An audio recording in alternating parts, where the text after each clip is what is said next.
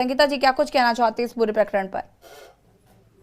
देखिए यशी जी, भाजपा की एक आदत है कि बिना सोचे समझे कोई भी बिल ले आना, और ये कोई नई बात नहीं है। आपने देखा रातों रात नोटबंदी कर देना, किसानों के लिए कानून ले आना और उसके बाद साल भर तक 750 किसानों की शहादत के बाद उसे वापस लेना। और देखिए, ये कोई भी कानून बनाते हैं तो ये कहते हैं जनहित में है, तो ये कैसा जनहित जब जनता ही परेशान है यशी जी। तो ये इनकी जनहित की क्या परिभाषा है भाजपा की, ये भी समझ से परे है। दूसरी चीज यशी जी, देखिए आप जो कानून लेकर के आए हैं, जब हम रोड पर चलते हैं यशी जी, तो जरूरी नहीं कि हर बार ड्राइवर की गलती होती है। कई बार जो व्यक्ति सामने से आ रहा है उसकी भी गलती होती है, तो बिना गलती के वो ड्राइवर उस सजा को भुगतेगा और उसके परिवार का क्या होगा। अभी सुनीता जी ने मानवता की बात की, तो मानवता की बात क्या उस चालक पर निर्भर नहीं करती? उस चालक का क्या होगा जब वो जेल में चला जाएगा या उसे धनराशि भरनी पड़ेगी, तो उसके परिवार का क्या होगा? क्योंकि एक्सीडेंट किसी एक की गलती से हो ऐसा संभव नहीं है। कभी चालक सही दिशा में भी गाड़ी चला रहा है और सामने से किसी, आजकल तो आधे से ज्यादा एक्सीडेंट हमारा पशुओं की वजह से हो रहे हैं, उनका जिम्मेदार कौन है?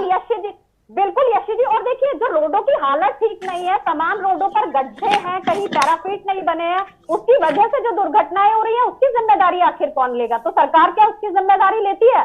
तो देखिए, तानाशाही का रवैया भाजपा की आदत है।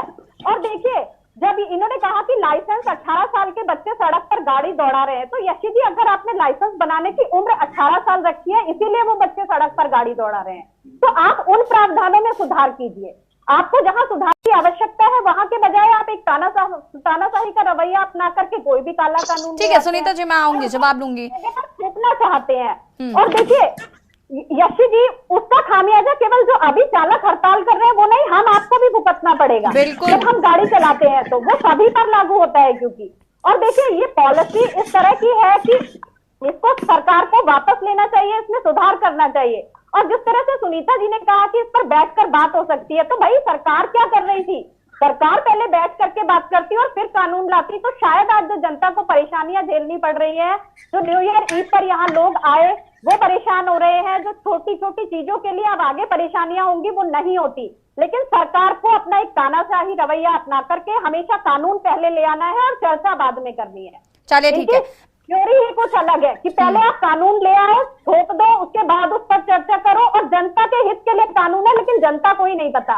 लगता है कि सारी समझदारी केवल सरकार के अंदर है और जनता बेवकूफ है। ये इस तरह का कहते हैं कि जनहित में, यशी जी कोई चीज मेरे लिए फायदेमंद है और मुझे ही फायदेमंद नहीं लग रही, तो ये कैसा जनहित है?